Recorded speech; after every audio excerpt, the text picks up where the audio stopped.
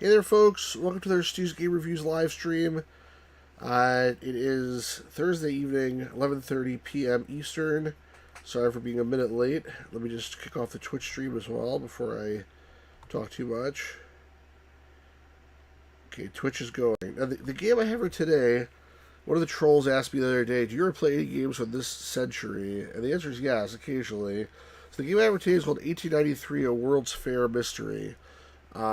There's a hard copy of this game which I own. It just basically was released by the author on CD back in 2003, but I don't know where the hard copy is. It's somewhere around here. But I did print. Now it's actually available for like free download. It's not public domain, but it's freeware, I guess. And what it is oh crap! What the hell happened here? Sorry, I got like I put something down into a plate that had some like leftover food in it. That wasn't so smart. All right, I gotta clean up my place a little better here. Anyway, so what this game is, and I'll explain more in a minute, but it's a text adventure with graphics. It's set in 1893 during the Chicago World's Fair, also called the Columbian Exhibition, and it's a mystery, as it says. I don't know too much more about it other than that. I did turn on the game for a little bit and tried to play it for a few minutes to make sure it works, and it gives you a lot of the information inside the game. What I do have is I printed out two things that come with the game. One is a map of the World's Fair, which is like a really old style map, and you can see it's in Chicago, like south of downtown, is where I figured out where this is. On the back of this is a couple of ads, which might be important. I don't know. One of them is said Van Houten's stands for the highest quality in cocoa, and one is an ad for Kodak. Take a Kodak with you to the World's Fair, Eastman Kodak Company. And there's also some kind of ad for something else. If you must see anything at the World's Fairgrounds, if you must miss seeing anything, don't let it be the Esquimaux Village, which I guess it's something about Eskimos or something. I don't know. Anyway, I have that, and then I have this, which is like a brochure, like of what the world's like for the World's Fair. Like basically, if you came in there and you walk to the front door or the side door or whatever, and they give you a brochure. This is what the brochure would look like. I read it. There's nothing really of interest in there, in my opinion. Hey, Hopster Key, wasn't Tesla at that World's Fair? Like actual Nikolai Tesla? He could have been. I don't know. What I don't know too much about it. One thing I just read about it just now was that the fair ended 2 days early because the mayor of Chicago was assassinated. I don't know if that has anything to do with this game. It may or may not, but regardless. Anyway, before I talk too much more, which I already talked plenty, I have a special guest here tonight, a very, very special guest to the channel. Once again, our good friend, your friend and mine, Jeremy from the Gamers Grotto. How you doing, Jeremy? You there? Oh, yes, I'm here, Stu. Yes, I'm here. That was a quite good Maurice LaMarche impersonation, I must say. um, we have some text-heavy stuff, and we'd like to have. I don't know if this is going to be a lot of characters or just narration. I'm not sure. Maybe I'll read some. Maybe the Gamers Grotto will read some. Oh, you're pretty sure Tesla was at the World's Fair, Jeremy? I didn't know that. Yeah, I remember hearing that, yeah. So Palpuck says this is about bringing the O'Leary's cow to justice. The other thing I did read online is that one of the reasons they held the World's Fair in Chicago, it was the 40th anniversary of Columbus, I guess, because it's 1492. I guess they're off by a year. But also, they were trying to show the world that Chicago was back after the Great Chicago Fire that was supposedly caused by Mrs. O'Leary's cow. So I guess that's some relation to this game, but I don't know, too much. The game's supposed to be quite good. But I've never played it. I don't know if quite good in 2003 holds up to today. I don't know if quite good means it's quite good if you like reading War and Peace, and it's horrible if you like playing like other games. I'm not really sure about that. Why did my monitor go off? All right, I don't know why the hell that happened. Wait a second. The Twitch stream is not. I'm not on it. Hold on a second. Let me make sure this is working over here. I think I just wasn't connected properly. Alright, good. So it's on, I just wasn't connected properly.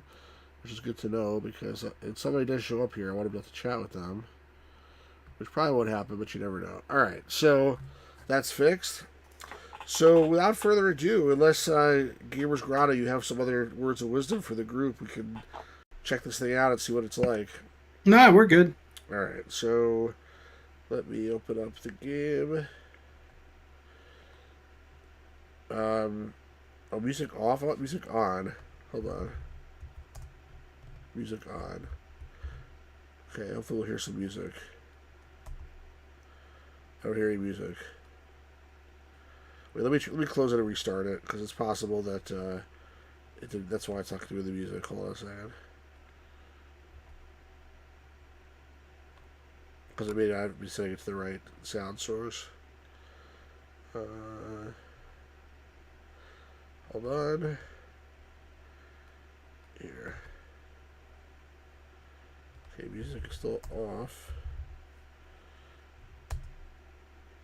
I still don't hear any music. Alright, well, maybe the music will start after this beginning part here. Don't know. Do you want to read this, Gamers Grotto? Matthew says do a barrel roll. I don't think you do a barrel roll in this game. This is not Star Fox or whatever. Yeah. Fox, do a barrel roll. No, there's nothing on my screen. Like, it's just showing the Discord. I have to reshare it. I'm sorry. Hold on. Yeah. Sorry. I would read it, but there's nothing on my screen. All right. Is it back now? No, not yet. It should be in a second. If it's if it's not, you're gonna have to remember you have to like exit Discord and rejoin. That's what always happens. I think we're good. Yeah, I think looks like I see it now. Make sure I hear the music. Hold on. I don't hear the music. Okay, now we do. All right. The music doesn't start until you actually read that text. I like the music too. All right, let's start a new game. Music on. Okay, go ahead. The robbery was bold, to say the least. 8 diamonds stolen from secure displays in the Kimberley Diamond Mining Company exhibit. 4 of the diamonds were rough and uncut, 3 beautifully finished. The last diamond was the prize of the collection, one of the largest diamonds in the world, presented to Queen Victoria by the company and on loan from her for this special exhibit. All of them taken at once, quietly, under the noses of 4 well-trained guards. Let me make the text a little bigger. I can see it fine. Good for you, but I think on the stream it might be too small for most people. Gotcha. It's bigger now. You knew there was going to be trouble. The World's Fair was a place for fortunes to be made legally or illegally. It mattered not to some. Outside the fairgrounds, jobs were becoming harder to come by, and it was becoming increasingly evident to what lengths some men would go to earn what they considered rightfully theirs. And so, Chicago's Grand Exposition has become not only a place of entertainment and education, but of profit for those who are clever enough to take advantage. Dreamers and schemers, fools and sharks, simple farmers and cynical city folk mingle together on the grounds. The Columbian guards keep the peace and provide order as best they can, with your old friend the most competent Carl Masters in charge. But although he is well equipped to handle the minor crimes, he never had the best head for the more complex and devious. And so, he called you. Always Asleep says, what incarnation? I think he's just wondering about why you have a British accent. Why the hell not? Yeah, hey Johnny Bond, Columbian Guards, because it's called the Columbian Exhibition, because it was the 400th anniversary of Christopher Columbus. So there you go.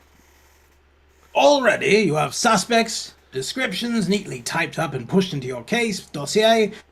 Greenback Bob was rumored to be working the fair, so was his sometime partner Delbra, a dangerously clever foreigner who remains largely a mystery. Perhaps you will learn more as soon as you get to your office in the administration building. Your job, find the precious stones and capture those responsible. And while you're at it, you promise yourself to take the time to enjoy the sights and sounds of the one and only Columbian Exhibition of Chicago, one of the most amazing spectacles in the world. So Dorian Kieran says, Gamers Grotto really does have a versatile voice. And I try. Hopsarchy says, A+ narration. Thank you. Alright, so here we go. 1893 World's Fair Mystery. Yeah. I like this music, don't you? It's okay, yeah, it's nice.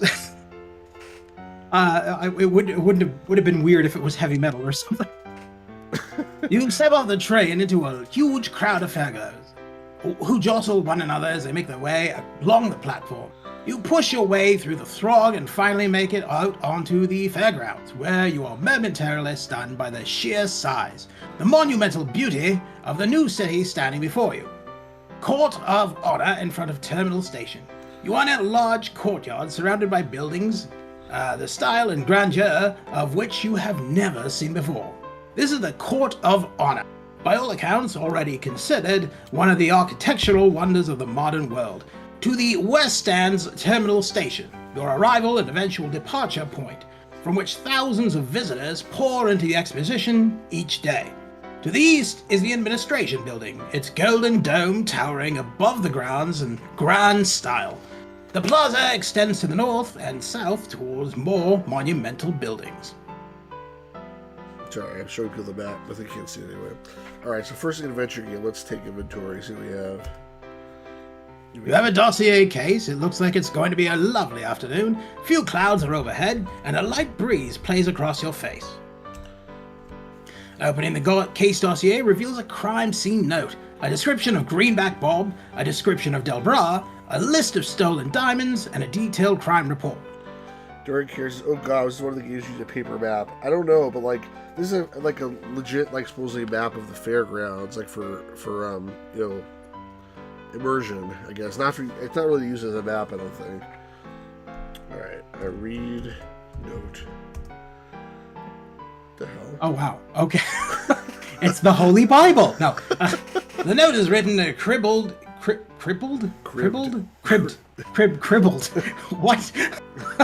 I don't know what it is. No, I don't know either. The note is written in a cribbed, narrow hand. It reads, 4 brothers, rough and ready. 3 sisters, kind and fair. They left their home so eagerly. They left to see the fair. Young Dennis likes spelunking and darkness feared and great. Fair Ida likes to swim and tempt the hands of fate. Bullish Adam stays outdoors, free and strong and wild. Mary studies Egyptian script and writes her name in style. Lord Little Owen lobbied hard and entered government. Elder Neil rides the rails with an artistic temperament. Dolores spends her time in the cabin of Uncle Tom, and Mother, where is Mother? She watches over them all. So this sounds like, to me, based on what you said before, this is like the Riddler left like a note, you know, telling you how to find the diamonds, because it says 4 brothers rough and ready and 3 sisters kind and fair. And if I remember correctly from the introduction, there was like 4 diamonds that were not polished or whatever, and 3 that were, or something like that. So it's like those, you talk about the diamonds, and then they're basically saying where all of them are hidden. Because like Mary studies Egyptian script. I read in the guidebook, there's one of the exhibits, it's like the Egyptian exhibit or something, you know. And like Little Owen entered government, and there's a government building. So probably it's telling where each of these diamonds are hidden. I don't know why they would do that, but I'm assuming that's what it is. During cases, you can't ride Tom with all. Yeah, that's true. That's a good point. So everything rhymed except the last verse. Yeah, fair enough. Alright, so let's read description of Greenback Bob. Jeez. Before boarding the train to the fair, you carefully typed out a detailed description of Greenback Bob. Should you find that he is indeed involved and need to share the information quickly, Greenback Bob is a counterfeiter, or at least so it is believed. No one has been able to catch him at all yet. He is known to be a reckless gambler. The police reports describe him as follows. Nationality, American, age 28 to 30 years, height 5 feet 4 inches approximately, weight 180 pounds approximate, general remarks. Figure heavy but muscular, somewhat slovenly appearance, broad, flat nose and squinty brown eyes. Hair brown, he typically wears a long, unkempt beard, dark brown in color, quick to anger but faster still to escape. Okay, the description of Delbras.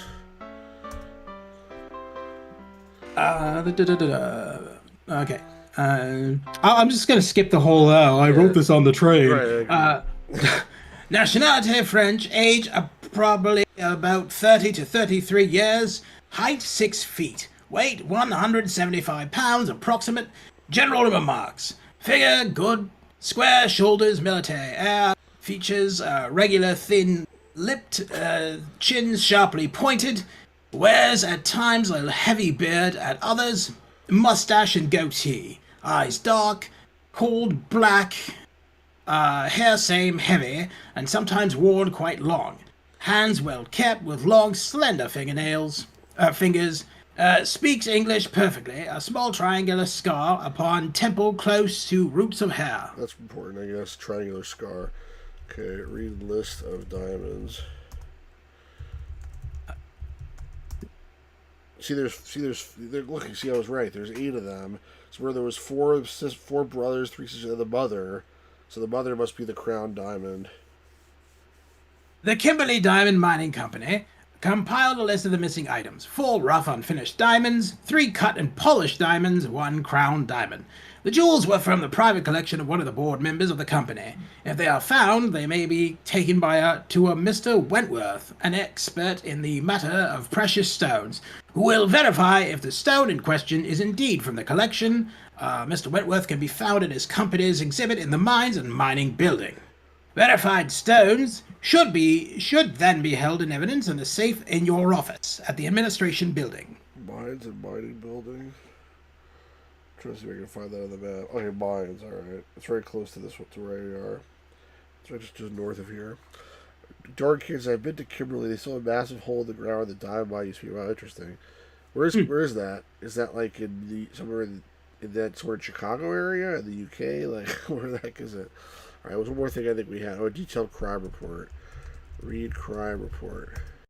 Oh my god. Oh my freaking god. It's like all the exposition. Hopefully not. And the best part is it says more. Press the space bar to continue. So how many pages is that? Do you want to know before I do it? Before you read it? Or yeah, sure. See how long I'm going to be here. that was it, actually. Oh. Yeah, there's nothing else. The hell? All right. This report set forth the details of the crime, which occurred just 2 days before your arrival on a Saturday. The gems were well secured in trays and boxes in a display case in the Kimberley Diamond Mining Company exhibit. The display case was made of thick glass plates in heavy bronze frames. By day, the exhibit is under careful watch by guards and trusted employees by night by drilled watchmen. Wait, where drilled? I don't. They had watchmen armed with drills. I don't know. Maybe I think it means they were instructed. They had drills instructed what to do. But like when it said they were drilled, I just imagined some guy going around and screwing all of them. Sorry. Exactly. This is quickly turning into an Allo game. Yes. That Friday night, Mr. Wentworth, an authority of the collection, had been at the exhibit and saw the gems were in the proper places. But the following morning, his discerning eye immediately saw that they had been neatly replaced by cut and polished glass. Indeed, Mr. Wentworth believes that the switch was so professionally done that none save he would have known the originals were missing. When he saw all the fake gems in the case, he immediately investigated and reported the matter to the police. The glass had been cut very carefully near the edge of the bronze frames. Somehow, the glass had to have been cut, then removed, the gems switched, and the glass replaced while no one noticed. It seemed impossible.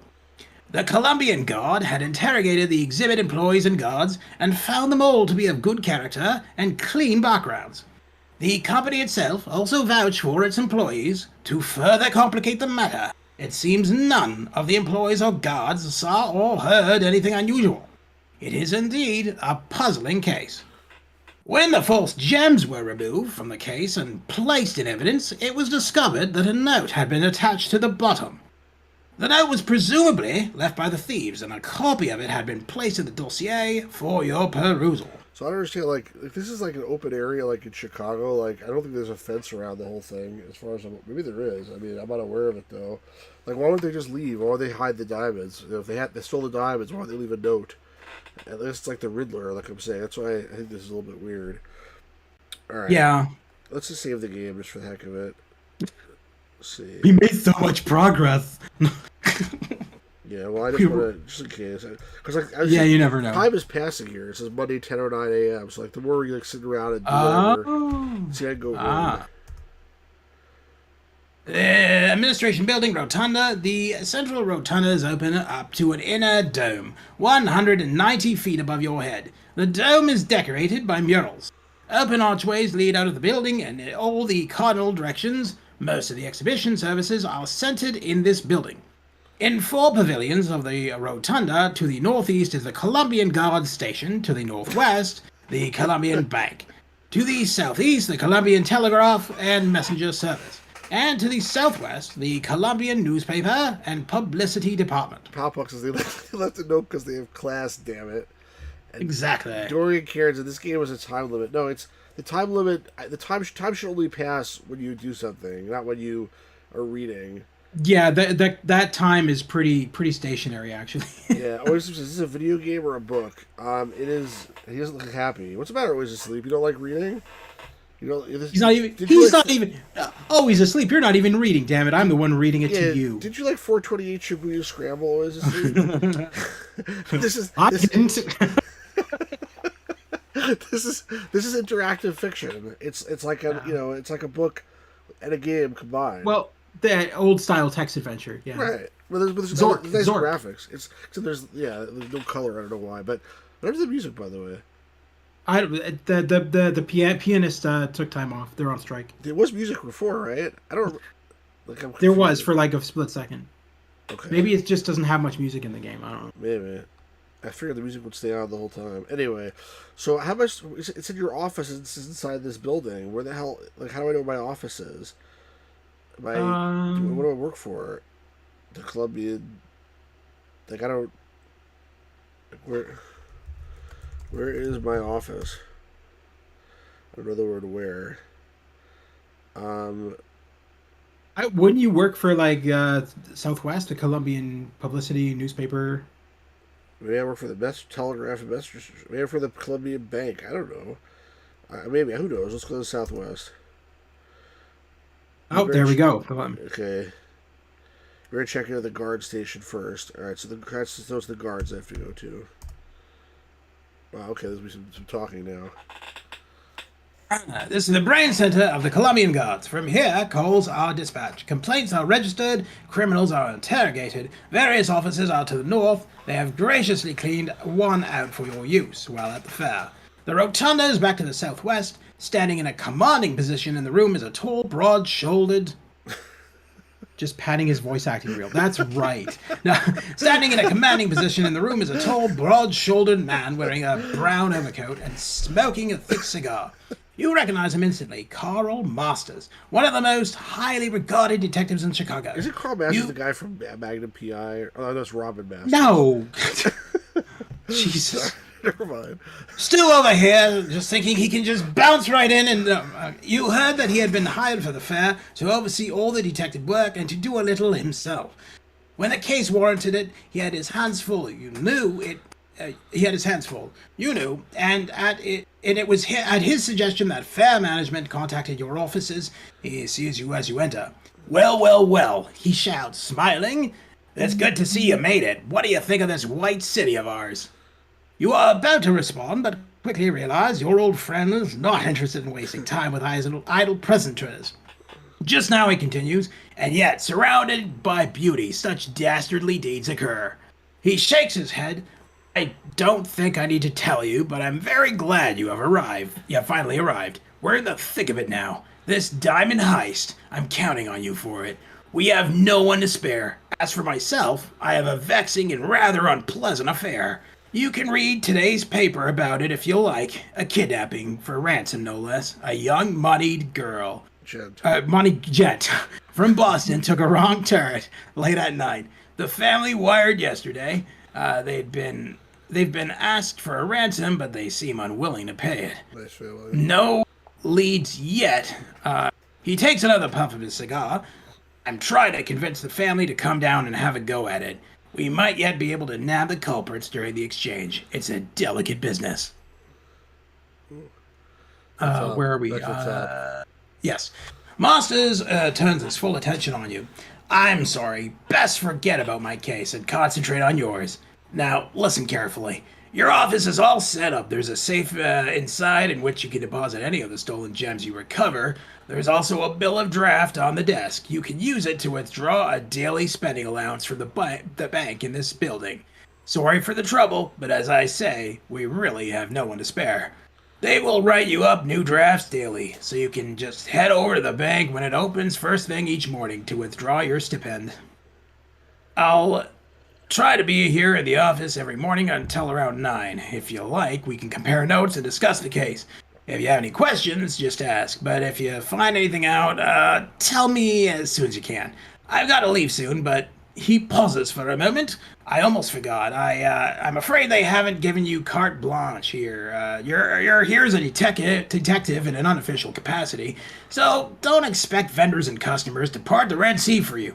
I've distributed your picture among the guards. They know who you are and should be able to provide assistance. If they see trouble, they will come to me. I should be able to take care of any bureaucratic messes you get into, but just be careful.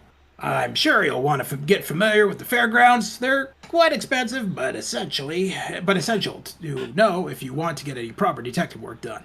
At least in my experience. I left a guidebook in your desk. There's also a tour that leaves at 11:30 every day from just outside the east entrance to this building, which you may want to take as well. You shake hands. Welcome to Chicago, he says, smiling. You probably do a tour. That's actually a pretty nice thing. There you go. Perfect. Let's. Pretty nice exposition of changing voices in midstream there. It's not easy. Where's my desk? Go to my desk. Surprised this game is from 2003, to be honest. Yeah, offices are to the north, it says. You don't have to read every single thing unless you want to. It doesn't matter. This is the brain center of the Columbian Guards. From here, calls are dispatched. Hello, I'm trying to read. Go to office, sorry. All right. I did that after. You're good.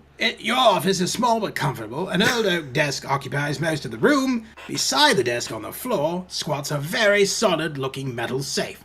Against the far wall is an army cot. You specially requested the cot. It's far easier to sleep in the office when the crime is as complicated as this one. Sitting on the desk is a bill of drop. Detective Masters calls out to you. I've got to do some footwork. We'll meet again tomorrow morning at the latest. He walks out of the station and into the fair. Jordan here says, you shake Hans. Stop assaulting Hans. Did you say Hans? I don't know. All right, get Bill. Hans Solo. Okay. Your voices. Imagine if this really had unskippable voice acting. What are you trying to say there, Pioneer Boy? Do you want to skip the voice acting? Is that what you're trying to say? Right? Yeah. Smart ass. No. Right, let's go southwest. So we don't have to hear. We already been here. It's not gonna read the stuff we read already. Let's go to the bank. Where's the bank? Oh, the northwest. The Northern Trust Bank. This branch of the Northern Trust Bank is the official bank of the exhibition, offering terrible exchange rates for all the major currencies.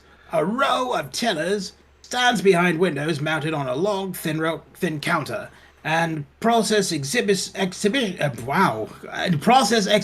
goers transactions with indifference. The rotunda is back to the southeast. The only teller you can see in the crowded bank is the one nearest the door. She processes customers with a grim efficiency, the line in front of her window stretching nearly to the entrance of the bank. Standard line. The line barely moves. I mean, I have to just cut the line. I did a bunch of work for Northern Trust Bank. Perhaps the line is moving, perhaps not. It's difficult to say. All right, cut line. Teller, hello. Give bill to teller. Pretend you're the manager. Just cut ahead of everybody. Apparently not. You have to wait in line just like everyone else. All right, so let's keep on waiting. It's a huge waste of time. There's only one customer in front of you. Okay. Punch customer. No. Aw. The last customer. Oh my god. The last customer between you and the teller leaves. You step forward and feel a sharp elbow in your stomach as an old lady cuts in front of you and slaps down her money. Kill lady. Yes, perfect. What do you want to tag her with? I don't see any hands here. You're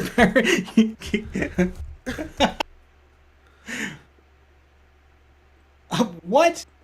I'd like to break this cunard she says, and the young teller mechanically smiles and does so, hardly noticing the old woman is there at all.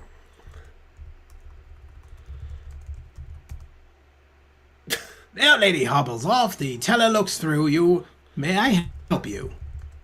Give bill to teller. Okay.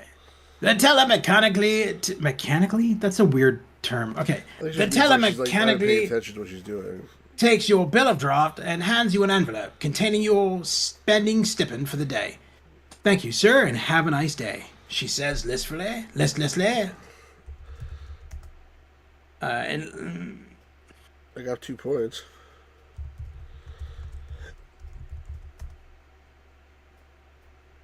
What? I'm trying to see what the stipend is. Right? It's in a... I have plenty of money. All right, so I have to worry about They don't even tell you the actual amount. I guess it doesn't matter. The teller is actually a steampunk robot. She's a Dalek. Here is your money. All right, so I guess like we should Wait, was there something else to do in our office? I don't remember what they say. Something about in the desk or something. Let me go look. So we have plenty of time anyway. Examine desk. the desk looks old enough to have survived the Chicago fire. Deep gashes run across its unfinished surface. Every corner has been broken or chipped. Thick notches have been carved into the near side. The previous owner marking cases solved, perhaps. The desk has a center drawer, which is closed. Opening the desk drawer reveals a guidebook. There you go. It's the same stupid guidebook. Oh, but you can look up buildings. That's interesting. So, like, you can look up electricity. You don't have to read this, but I was curious if not going to. They said Nikola Tesla was in there or something. All right, so we have the guidebook, but I don't know if we actually need it. Maybe when you're going on the tour, maybe you pull out the guidebook or something. Maybe. Oh, that's a nice picture. Am I reading this? You don't have to. It's up to you. That's how educational you want to be. It depends on how educational your viewers want me to be. I'm not sure about that. Yeah, yeah. Considering that some of them want to skip the dialogue. Yeah. You are in the Court of Honor on a grand plaza which surrounds the administration building, which here opens up to a glorious vista, the likes of which you have never seen nor imagined before. It is a great city which stands before you, each building of monolithic size and classical design. The buildings of this great city surround a man-made basin to rival the size of some lakes. This is the fabled White City, built a mere 20 years after the tragic Chicago fire left the city in ruin. The administration building takes a commanding position at the western end of the Grand Basin. Standing directly in front of the eastern entrance to the building is a statue of Columbus, in whose honor the city has been dedicated. Fair. Directly across from him, an elaborate fountain rises from the basin waters. Dozens of figures standing, sitting, and rowing in a boat the discoverer himself would have been proud to command. At the other end of the basin, the emblem of the fair stands, a gilt sculpture of a woman, Fair Columbia, climbing magnificently to a height of 65 feet above the basin waters. The plaza continues to the north and south towards more monumental buildings. I think it's cool that there's a picture there so you can at least have some clue of what it looks like, without just the text description. Hey, I just want to run. Hey, Miami Sunrise, how's it going, man? Yeah, Duran cares. I don't mind hearing the educational stuff read. He's the one that went to South Africa to see the mines. And Pirate Game Boy 12 is, I just want to rot my brain. Well, too bad. All right, so I guess let's wait until 11:30. Let's go on this tour. There'll probably be a lot of reading in the tour, but it's probably the smart thing to do. Like, if you actually go to this fair, like, let's check out the place before we try to, like, go searching for diamonds. So I'm just gonna wait. Wait until 11:15. Oh, that worked. Huh. A sharply dressed man with a walking stick begins drawing attention to himself just outside the entrance to the administration building. Guided tour of the Court of Honor right here. he What's this, shouts. like West Coast now? Dorian Kings lives in South Africa. Sorry about that. All right, so like, I don't want to follow man. Let's see, man here. All right, let's just wait. Steel man's walking stick. We will be starting in just a few minutes. Gather around. Please gather around now. Gather around. What? Sorry. Okay, Gandalf. Guided tour of the Court of Honor, right here, the man shouts. Guided tour of the Court of Honor, the man shouts. See the wonder of the age. We will begin the tour in 5 minutes. The man shouts. Bring your appetite with you. Bring your appetite with you. Bring your appetite with you. We will be stopping for a quick snack, and you won't want to miss it. Guided tour, blah blah blah. A small crowd of people have gathered around the man. Allow me to introduce myself, he says. My name is James Shep, and I will be your guide today as we explore today's majestic fair. There's a little typo there, I think. Yeah. Let me do a brief head count before we get underway, he says, and points to each person in the crowd, counting off. 1, 2, 3. He begins pointing at to you and says 19. Apparently has trouble counting. Well, let's begin. I don't think you went for 3 to 19. 1, 2, 3. I can't remember the rest of the words. 19. Yeah. That's how it goes. Well, let's begin, shall we? Says the tour guide. For the next hour, we will be wandering through sights you have never seen before. Visions which will arrest your eye and seize your mind with their power. We will be looking at the buildings and sculptures surrounding the Grand Basin, a court greater than that of any kind in the night, of any kind. What? Of any kind of any nation in the world. King. You know. Than that of any king of any nation in the world. He turns around facing the Grand Basin. I present to you the Court of Honor. He pauses for dramatic effect. Hey, Defender, how's it going?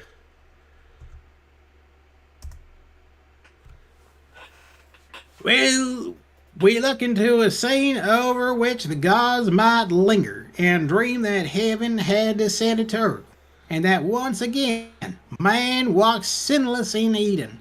Well, may every American be proud of the genius of his countrymen, which has called this wondrous creation from the trembling swamp. I think a lot of the deal with this exposition is that they built all these cool buildings and statues and stuff. But in any atmosphere, in any weather, the scene is expressibly lovely, he says. When the mists of morning curtain, the buildings, they have a faraway appearance and every detail is softened. And when the sun rises, gradually the mist falls lower and lower like filmy garments, cast off from the gleaming limbs of goddesses. This guy's trying way fucking too hard for a tour guide. Just like the show us there's to see. Yeah. Stop with the poetry. Palpuck says, the god said, let there be deep dish pizza. It was good. Yeah, Chicago style pizza. That guy's got the right idea. I could sure go for some deep dish pizza myself. I mean, that's going to be the snack. What? He said there should be a snack, remember? Yes. The tour guide turns back to the crowd. Now let's turn our attention toward the centerpiece of the Grand Basin, the Columbian Fountain. Go ahead, take a look at it. The crowd moves forward for a better view. Then he just throws you all into it. Oh, nice. I got a closer. When I said I got a closer. I got a closer view. That's how cool that is. Wow, it's pretty impressive. Okay. Too bad it's not in color. But you're like who cares? I think it's cool. I don't know. I'm usually impressed by more detailed. Yeah, I know. You're thinking of like a game from like 2022, and I'm imagining this was done like in 1893. That's why it's so impressive. No, I play a lot of older classic games. Dude, one of the first text adventure games I grew up with was Zork. No, I'm saying this game was from 2003, but like all the stylistic of it is like from the 1800s. That's why it's all. He could have color picture. I mean, maybe you couldn't have done color pictures because you couldn't get any color pictures. Now, what are you running? Are you running this through an emulator? Because it looks like it's Windows 3.1. I'm running it through an interpreter called Okay. What's it called? Hold on. HTML TADS. Okay. I'm looking at the icons at the top, and it literally looks like Windows 3.1 to me. Yeah, it's, Are they? it probably was done in that style on purpose. Are there always asleep? Asks, are there any first-person shooter elements segments? Maybe we yeah, can just shoot those mermaids. We can only hope. Maybe we can shoot the tour guide. Tour guide. I don't mind Windows 3.1. It's just Here, you gotta read. The Mac Money's fountain is the largest fountain in the world. No less than 37 figures are included in the amazing sculpture. The central element of the fountain is a large ship with 8 maidens, 4 to a side, rowing great oars. The ship is steered by a muscular bearded man and a winged trumpeter. Trumpeter. That's totally... What's wrong with Trumpeter. Yeah. Stands at the prow. On a central throne, elevated above the rest, sits Columbia herself in regal repose. All around the boat, dolphins, mermaids, and seahorses are with riders rise triumphantly from the waters. It's a really good fountain. One of the best fountains. There should not be a quote on he, but okay. He gestures towards the fountain. True. Though the fountain is imposing in itself, close examination reveals the most delicate and subtle handling. It is like a large piece of exquisite jewelry. We will look at the fountain again from a better angle. For now, let us proceed with the tour. Follow me. He shouts and heads south. I'm assuming a trumpeter is probably, like Donald Trump, giving some kind of... Okay, please, I realize I'm great, but I didn't have that statue named after me, okay? But thank you. Oh, another picture. I get excited by the small things. You are in a grand plaza, which continues to the north, east, and west. Directly to the south stands the Mammoth Machinery Hall, but there is an entrance here. The administration building is to the southwest. Northwest. In this end of the plaza sits a white octagonal barnstand. You can see its twin a little ways to the north. A tour guide is here, surrounded by a group of fairgoers. So is it the same tour guide, or we got? Well, the way it's described, like it's a new tour guide. I think it's probably because, the way it's programmed, the guy doesn't know if you actually follow the tour or not. You know what I mean? Like, you could have just entered from another direction, type thing. True. We are standing at the northeast corner of Machinery Hall. The guide said. The guide says, "Take a look now at the building. Surely one of the leviathans of the exposition. Let your eye pass. Apparently, we only have one eye. Let your eye pass over the almost cathedral-like exterior." We get any picture. No. Okay. The Corinthian colonnade, which makes up the northern facade of Machinery Hall, continues here, unbroken. Further east, you see one of the building's corner pavilions. To the west is the northern entrance to the hall, a semicircular portico with Corinthian columns with towers on either side. The guide continues. Tall spires rise in the center of the structure to the west, and graceful domes cap the two extremities, one of which rises before us here. Long rows of graceful pillars lend lightness and harmony to the two facades and form a fitting background for the beauties of the court of honor. You can't see them well from here, but atop the towers on either side of each entrance are winged victories, huge draped figures, yet of such nice harmony that they seem to spring out into the air in very abandon of joy. Ask guide about bathroom. Ask about pissing in the fountain. Ask guide about guide. Please save all questions until the end of the tour. Thank you. One never tires of looking at these beautiful towers, and when this vast crumbling building crumbles, as alas it must all too soon, many will remember its beautiful, imposing entrances. Don't forget to visit them after the tour, and now if you will follow me, the guide heads east. Electric fountain. Okay. The South Canal interrupts to the court of honor here.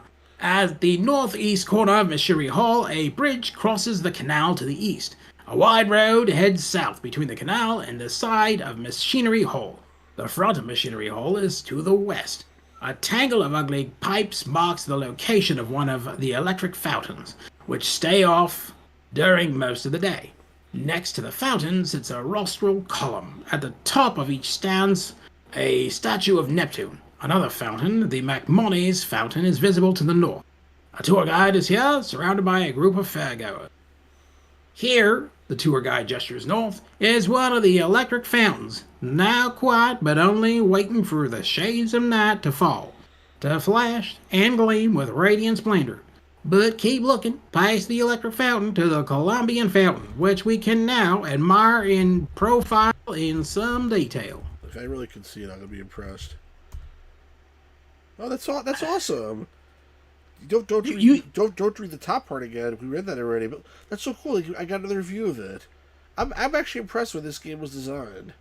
Okay, the screenshots are cool, but the amount of dialogue is just. Well, it feels it's trying to be immersive. Like, you don't have to follow the tour guide if you don't want to, but I get it. I just feel like it's. I'm getting the feeling of actually being at this fair. That's why I'm like enjoying myself basically. And you're doing a great job as a tour guide, by the way. Thanks. It's just real. It's cool. It's just really hard to switch between voices so often. Well, you don't have to switch. I don't mind. You don't have to. Just start the second paragraph because you read the first one before. So you're talking about starting at the idea of the Columbian fountain. The idea of the Columbian fountain is as felicitous as its execution. High on a barge of state, Columbia sits enthroned. The barge is rowed by 8 young goddesses, who typify the arts and sciences. They seem instinct with life, surely not mortal blood, but the ichor? I don't know what that word is. Ichor? But the ichor of the gods must animate these lissom, glowing limbs. The guide gets louder and more animated as he continues. Gracefully they bend to their work, each head turned in a natural position and showing a face full of delicate charm. They handle the long oars with the ease of practical rowers, and one looks to see the barge glide over the crystal waters like a thing of life and beauty. Ichor is like when if you play, let's say, Doom Eternal, and you like chop off like one of the monster's arms, like some ichor might come out. It's like usually like gray, like black, disgusting, whatever. Like instead of blood.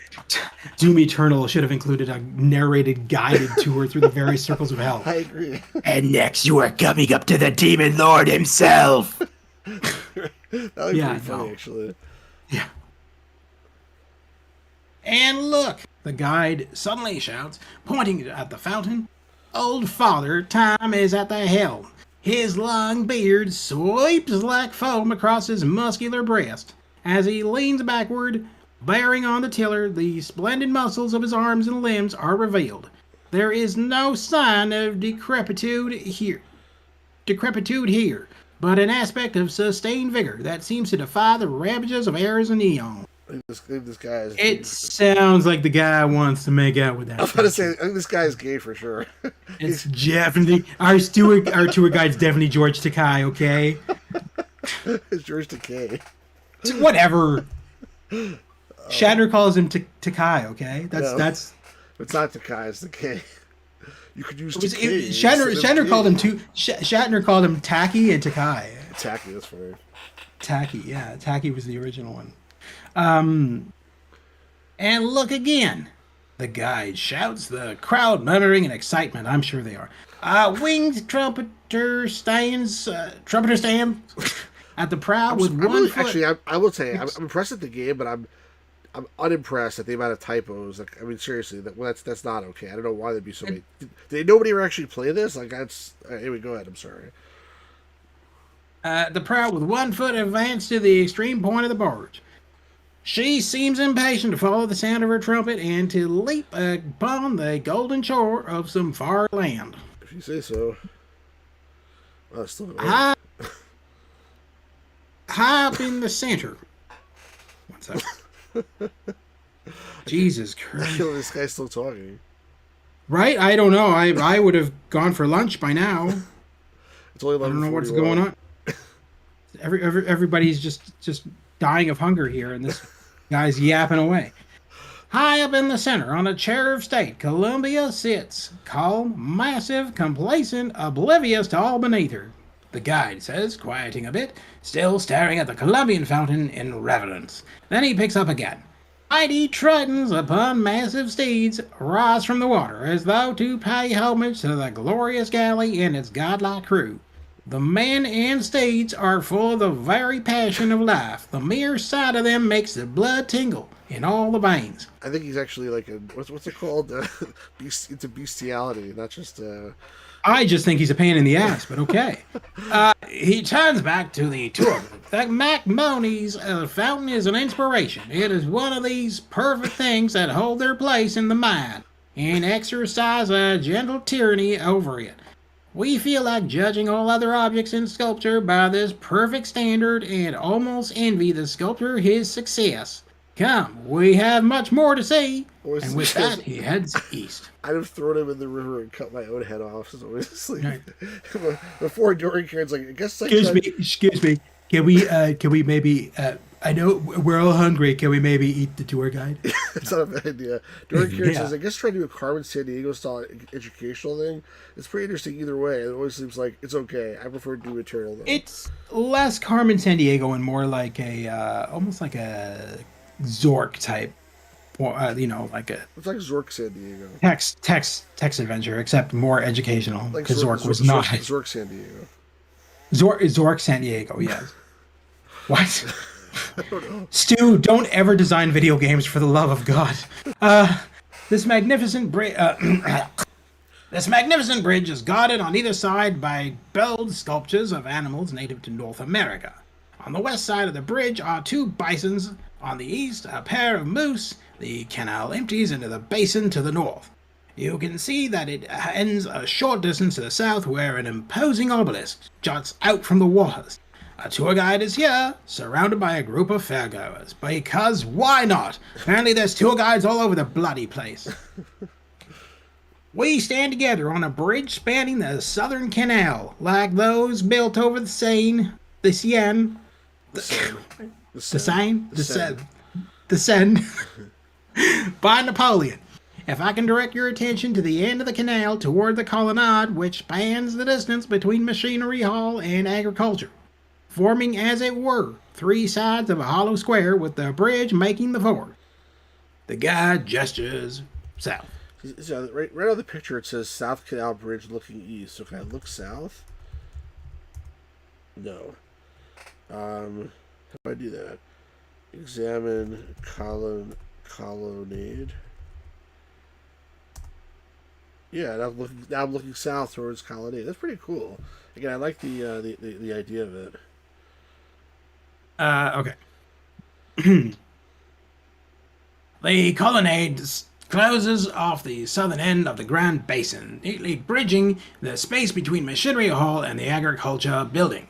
The arch in its center forms an entrance into the stock exhibits beyond, as well as to a station of the Intramural Railway.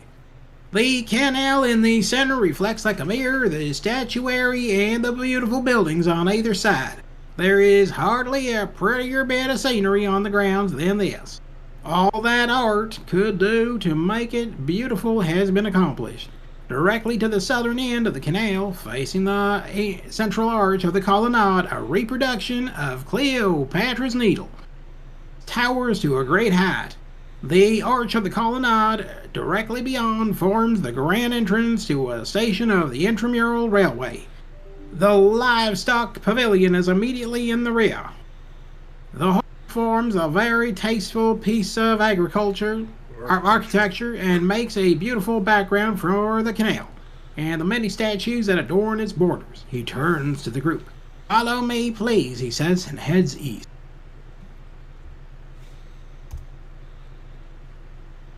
Northwest corner of Agricultural Building. So are we investigating a murder? Because I have the funniest feeling I know who's going to get murdered next.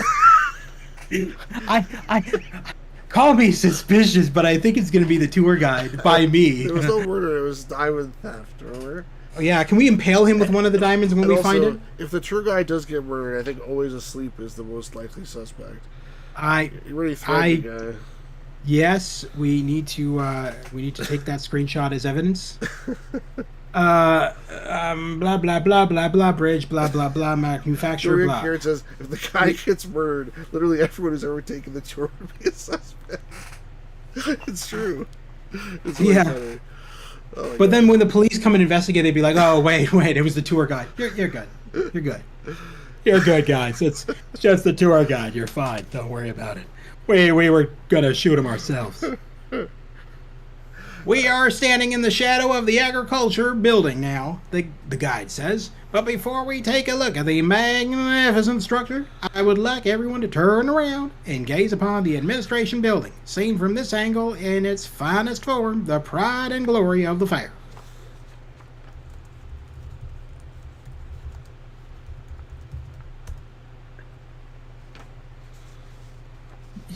I swear, Sue's like a masochist. It's like, we have to do this. It's funny, like, it's really funny here, actually. It's like a long paragraph that describes the building. Like, it's stacked like a cake and 2 feet above the ground. And look what the guide says at the end. Yeah. Words would be inadequate. We must make do with our eyes alone. And there's a picture. I always feel like they're trolling us with this a little bit. Like, I mean, they have to describe the text, but I mean, the pictures are way better than the text if you think about it. So I have no idea what an open ionic colonnade is, but I can see the picture. Except I don't see the colonnade. Colonnade. Whatever. Colonnade. I know a colonoscopy. What's a colonnade? It's not a colonoscopy. It's called colonoscopy. I can tell you Does that. something else to do with the colon? That's the only thing I know about colonnade. Yes, we're investigating the colons of yes. No. That's Space Quest 6. No, the guide quietly admires the I don't want to read all the description. You can just see the photo. Yeah. The guide quietly admires the administration building for a moment. Words would be inadequate. We must make do with our eyes alone. At least he acknowledges you have 2 eyes now. Before it was just 1 eye. Oh, God. Wait, what guard? Do you mean the I'm with the guide. Yeah. What was I say? I need to get like something, some kind of like stick or something. Anyway, the tour guide turns away from the group to face the agriculture building. Some of you may be reminded, when looking at the agriculture building, of the Duomo of Milan, with its profusion of statuary, though of course the architecture is completely different. Its front stretches for 800 feet along the Grand Basin, presenting a forest of pillars, looking as though it had been carved out of a mountain of snow. Larry Soares says, colon exploration, tonight on Stu's Reviews. I don't think I'm not going to explore anybody's colon, though. I'll pass on that. Tonight on Stu's Game Reviews, Stu investigates his own colon. My own colon is bad. Demoted! No. All right. Directly. It's profusion of statutory rape. No, where's that's later. Oh, that's later. That's later in the tour. That's funny. Directly in front of us is one of the 4 corner pavilions of the building, the domes of which rise to a height of some 96 feet. The tops of the domes are surmounted by statuary. In this case, The Race is a Man by Martini. The guide gestures forward toward the end of the corner pavilion. Top of the corner pavilion. I'll tell you one thing, I could use a martini right now. No. Uh-oh. Me too. Yeah.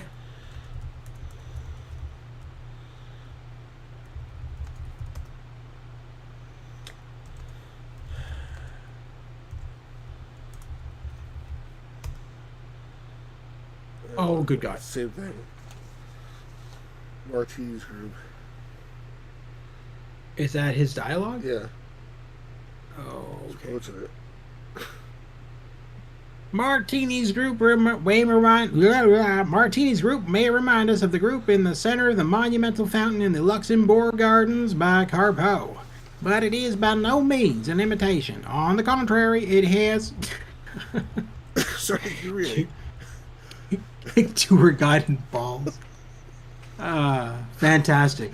What's the response? I want to see. When I first keep reading, you have to get out there again. Okay.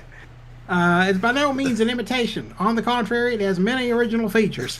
Martini's work has much more airy lightness than Carpeau's. Hey, Lester. The figures in Martini's sculpture represent the four races, or in other words, the four principal families of the human race inhabiting Europe, Asia, Africa, and America. The globe implies that the figures beneath it stand for all the races of the world. Bodies are all young and lithe. The draperies winding about them in a singular graceful fashion. As an interesting side note, Martini only used one figure for the group and added different heads as his time was too short to allow work on other models. And now if you'll follow me, I'm going to walk away from this stew guy before I get kicked in the balls. I wish they would show the picture what he's talking about. Yeah, I don't know. Of course, doesn't know the word. Doesn't know any words. It just knows the words for drab depression. Who's Martini? I don't know, but I would like. Yeah, I like a martini also. Yeah, right. Shaken, not stirred. Shaken, not stirred. Yeah, yes, exactly. I like a martini, shaken, not stirred. Now, Martini has accomplished an enormous amount of work in addition to these sculptures, and has done a great deal toward rendering the agriculture building one of the finest of the fair. He has shown an extraordinary and fertile imagination, directed by excellent good sense and disciplined taste. Such masterly productions in every instance speak well for the future decoration of American cities and public buildings. Let's move on, shall we? He finishes and heads to the east, a group in tow. The guide pauses for a moment while the group collects around him. Kicks his ass. Just pounce on him. Here's our tour. No. I'm feeling a bit hungry, aren't you? He says to murmurs of approval. Well, this is the agriculture building, is it not? Inside its walls are displayed all of the myriad ways mankind has learned to bring food from the earth.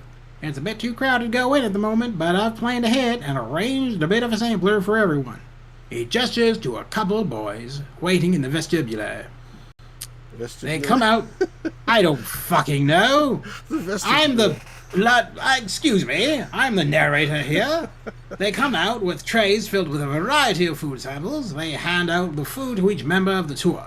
One of them hands you a warm waffle folded in half and filled with sweet jam. It looks delicious. This is an adventure game. Should I shove the waffle in my pocket, or shove it in my ass, or should I try to eat it? I guess we'll probably eat it, right? Yeah.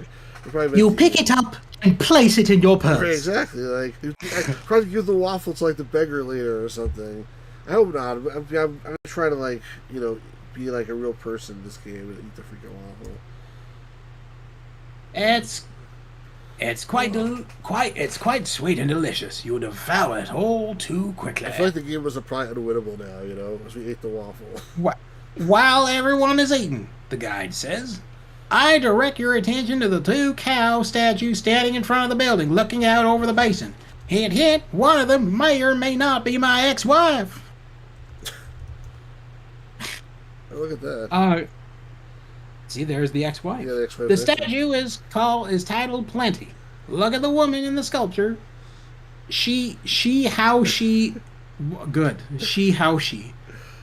Oh, Lord. See how she appears in perfect harmony with the noble animal she leans against. She is not of the goddess type. No serene mystery envelops her.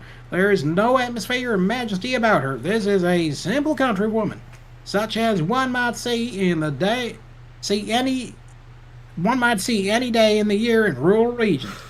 The guide explains, reaching out and touching the statue briefly. Why are you touching the statue? How strong yet proportionate. The arms are how large and flexible. The hands so freaking weird. Wow. Eccentric, yes. In her in her face, we see that dreamy look common to those who are much alone in the fields. In ancient times, the daughters of kings and princes tended cattle, so that this figure is quite in keeping with history. You can't touch. The guide punches you out. Oh well. Touching the cow sculpture doesn't seem to have any effect. The cow against which the woman leans, the guide continues, is perhaps a little too modern for the figure. It is of the Holstein breed. Chosen probably on account of its massive proportions, it is full-fed, sleek and beautiful, with a grand head and great mild eyes. The olden Greeks showed an excellent appreciation of beauty when they called the Queen of Olympus the ox-eyed Juno.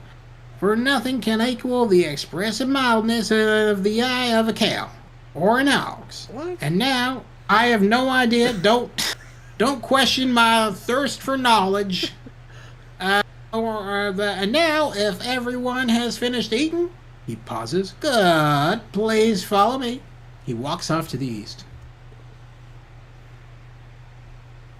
Now we come to the east end of the Court of Honor, the tour guide says, gesturing broadly. The agriculture building stands behind us. To the southwest, the casino building ahead. The southeast, directly east, is the Great Peristyle, which closes off the Court of Honor from Lake Michigan just beyond. Before we go further towards the peristyle, however, I would like to direct your attention to the giant statue your eye has no doubt already drifted to many times before on our tour. A statue of the Republic, rising out of the Grand Basin just to the north and east of our current position. I would have recognized Dorian Care. I've got to read before. Said, now you can't throw the waffle at the cat, so the mouse will chew your ropes off later. There's a King's Quest V reference there. Yep. Yeah, with the Statue of the Republic. The Jive statue? What would be the Jive statue? Does it say the Jive statue, does it? Look at that. Is that what it said? I don't think so. She's 65-foot tall woman on a pedestal. That's pretty cool.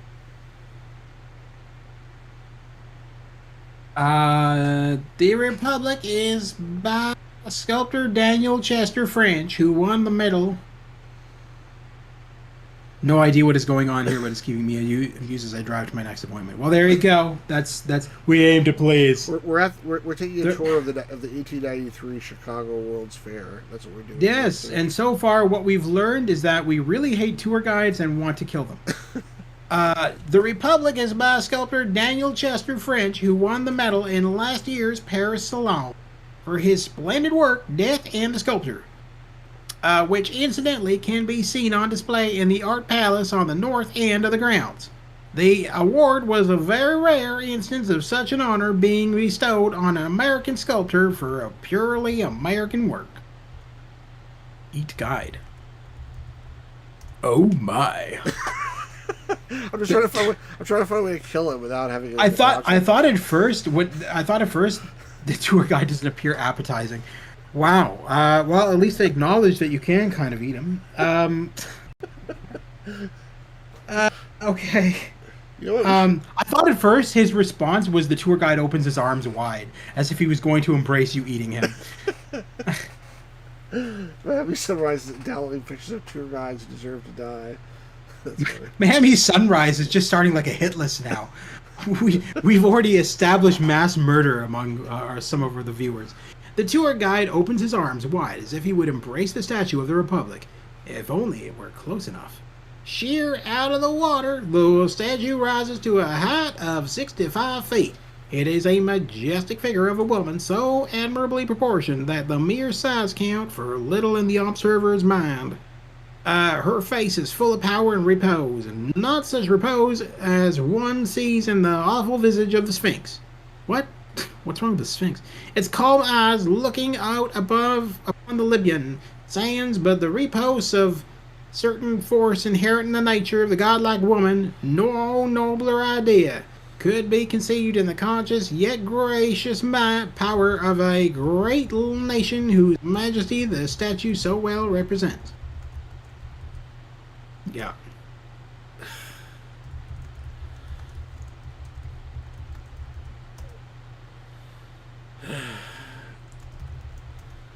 You are full of shit. This is worse to there's actually a picture of the guy. The scary part is the voice kind of suits the face. I wonder if maybe that's the bad guy. I don't know. There were two bad guys. Like we had the call. You said you can report into the one guy. Maybe we should get this guy arrested. Get arrested on false charges. And like, type it in. See what happens. Arrest tour guide. I'm curious what it says. Let's read this, and I'll type it in. Even Greece, with her beautiful violet sky and exquisite color tone, the guide says, could not furnish a better surrounding for such a statue than the present site affords, with the lovely arch of the peristyle crowned with the quadriga in the background. It is a sight for the gods. Come, let's get a closer look at the peristyle now. He waves everyone forward to the east. When I get a chance, I'll arrest him.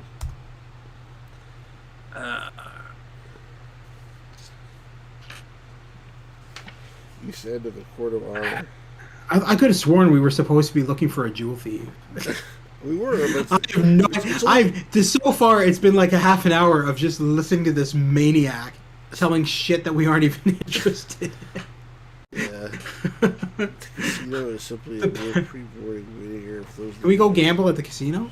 Apparently let's just leave and just go to the casino. Apparently not. It says the casino is a pre-boarding waiting area for those leaving the fairgrounds by steamer. So I don't think there's actually slot machines in the casino. All right. Boy. The peristyle is one of the crowning beauties of the exposition. It connects Music Hall with the casino and lends an artistic finish to the Grand Basin and the wonderful buildings around it. The guide says, it gives one more idea of the beautiful architecture of ancient Greece and Rome. And while the American genius is said to be purely practical, it proves that the aesthetic sense is by no means dormant. 500 feet long and 50 feet high, yet despite its vastness, its classic beauty is contestable. Before you do that, I suggest you save. Well, I could probably undo, but I would do that first, just in case it does something. All right. Oh, for fuck's sake. What? A police officer who doesn't know what the word arrest means. This sounds like Los Angeles. All right. Okay. Are we done with the tour?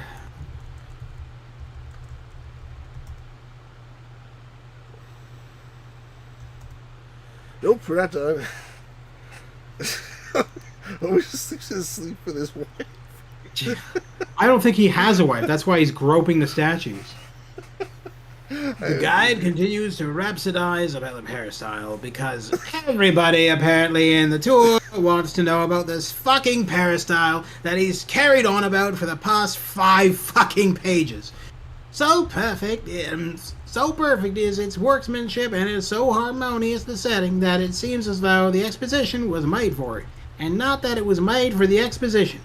In the pellucid floor of the Grand Basin, it duplicates itself, and each pillar seems to tremble with joy at the contemplation of its own reflection. Viewed in any light, it fascinates the gaze. How sweet it is to think that great things and great thoughts cannot die, that out of the raw young life of the prairies should spring this lovely bit of Grecian genius. And mounted on top, ladies and gentlemen, the Columbus Quadriga.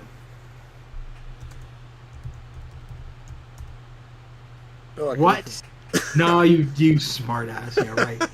I know, that would be funny though, but that would take too much work. Right? Well, plus I saw the name of the creator of the game, and I know it's not you. I know. They'll let you look up at the thing on the top of whatever that was. It says, "You shall know the truth, and the truth shall set you free." The pioneers of civil and religious liberty, but something they who first offcast. I can't read it. But it's anyway. Oh, look, you hear a muffled explosion in the distance. Maybe one of the tour guides was killed. You know what? I bet you instead of going on this tour, you're supposed to do something else, and now, like... No! You think? I didn't think this was part of the game. I think you just... Okay. Well, you're educating all of us, despite us probably not wanting to be educated. From the Wikipedia article of this game, the exposition is created in detail with archival photographs from the fair and in-depth descriptions detailing each of the few hundred locations. Yeah, that sounds about right. The Columbian Quadriga is the joint work of Messrs. French and Potter, the figures being by the former and the horses by the latter. In the chariot, Columbus stands looking out into the far distance. His face bears traces of anxiety curbed by indomitable will. There is withal a certain dreaminess in the face, well befitting a man who has pondered so long in solitude and the great projects he afterwards developed.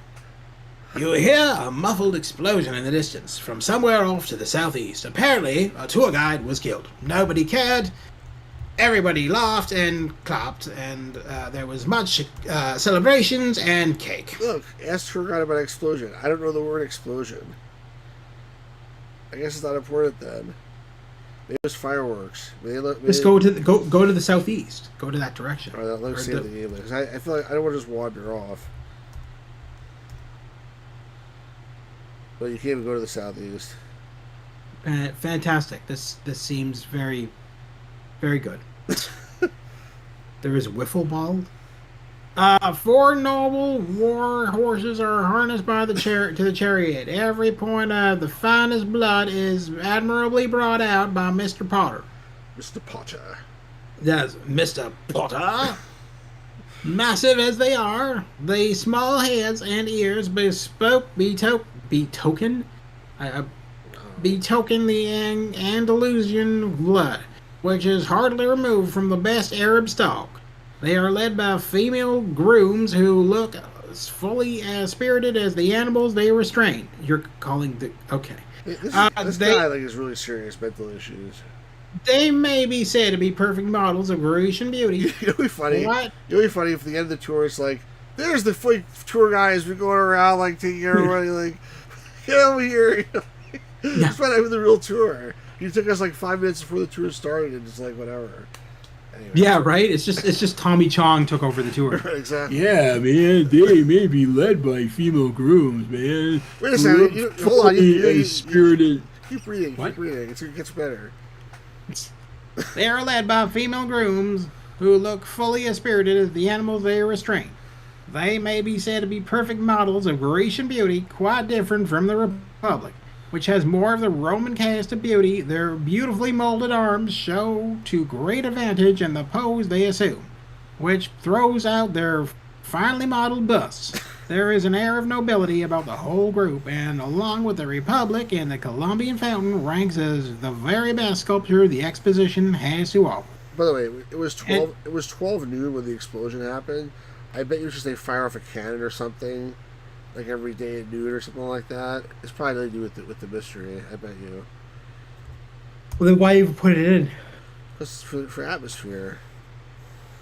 Now we're on the backside of the statue. The guide gestures over the basin to the west. Could you ever have conceived that you would see such a magnificent view on the lakefront of Chicago? As we are a bit pressed for time, I will just make one observation. No waters of the basin. Complex said finely modeled. I mean, you didn't comment on that. Finely modeled busts, huh?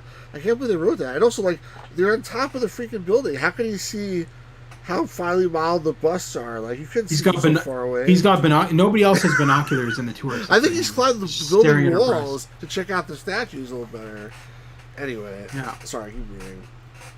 I don't know where I left off. We are basin, Note the waters of the basin. At the far end, the basin spreads off into 2 arms, the north and south canals. Does it not give the sheet of water the appearance of the plan of a church with nave and transepts? The grandest church in the world, the guide reflects. And now, if you would be so kind to accompany me further, we shall admire the wonders on the north side of the Grand Basin. Oh my God.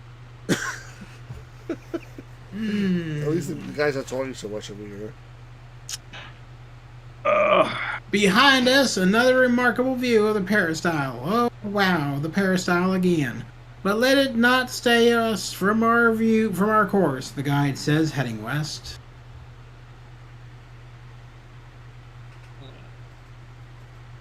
Gamers Rana's having a connection. Oh, this is... remind me again why I joined... I thought this was going to be a game, not an interactive tour guide. It's for Fame and Fortunate to work on your voice acting. What's it called? I don't need to work on my voice acting. What was the word that Always Asleep used? Not your resume. But if I was going to perfect my resume or whatever, I don't think any agents would come here, and by the time they came here, they would have fallen asleep by now. Fair enough.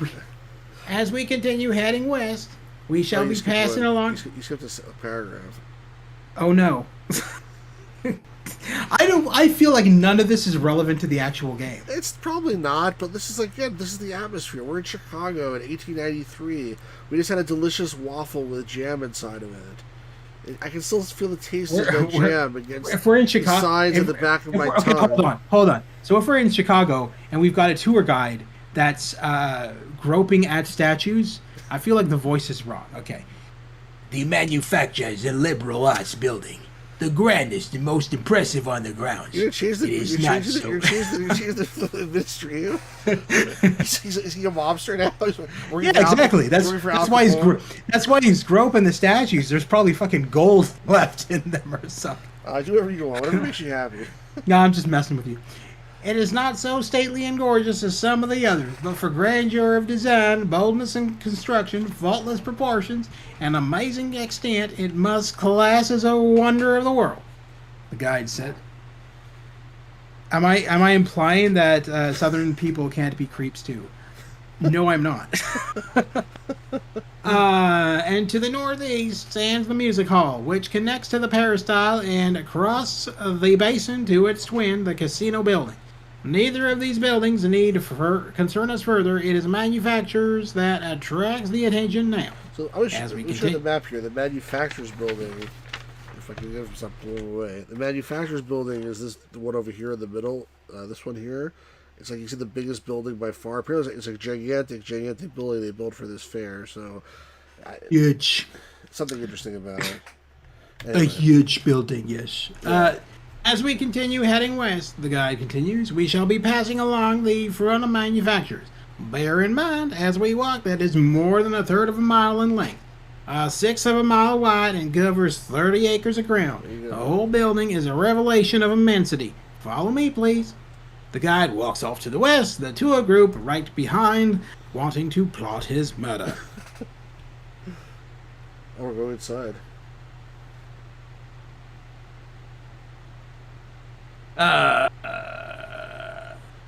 It would be difficult to describe the style of architecture for the manufacturers and liberal arts building, the guide declares. It is a melange of the best in all. It stands like a great white mountain on the lake shore and can be seen from a great distance. Inside the building is traversed from north to south by a great aisle, 50 feet wide, intersecting midway by another running east and west. When the two great aisles intersect in the center, a clock tower rises 135 feet above the floor. But you may enter the building and admire the exhibits on your own time. For us, we go not in, but up. We go not in? What? You shall not pass. No, the guide walks just inside the main entryway where a staircase leads up. Come now, let's not dawdle, he says, and heads up the stairs. The tour group, excited now, follows suit. Well, we weren't excited before, apparently. We're just excited because they can push a wall from the top, that's why. Yeah, we're excited because we're hoping the tour ends soon. Okay. Or on the roof. Among the many enjoyable experiences at the World's Fair, none perhaps will make a more lasting impression than the time you spend here, on top of the manufacturers and liberal arts building, as we take it from all sides, a panoramic view of the White City. With all of its accessories of art and architecture, it is while standing here that one fully appreciates the wisdom of the selection of Jackson Park as the site of the fair. The extent of the scene, varied by landscape and waterscape, is one of which the eye never tires. The vast building looming up on every side never give the appearance of overcrowding or of rendering insignificant the less imposing structures, for there is always the consciousness that there is ample space for everything. Come on, this game's disappointing. Push tour guide off roof. Please! Look behind us. Pushing the tour guide doesn't do anything. Yeah, I know. Look behind us, the guide shouts. A silvery sheet of water in which the white buildings and glistening statues are delicately miraged. Oh, should we? And the towering statue of the Republic seemed to bathe in its cool embraces.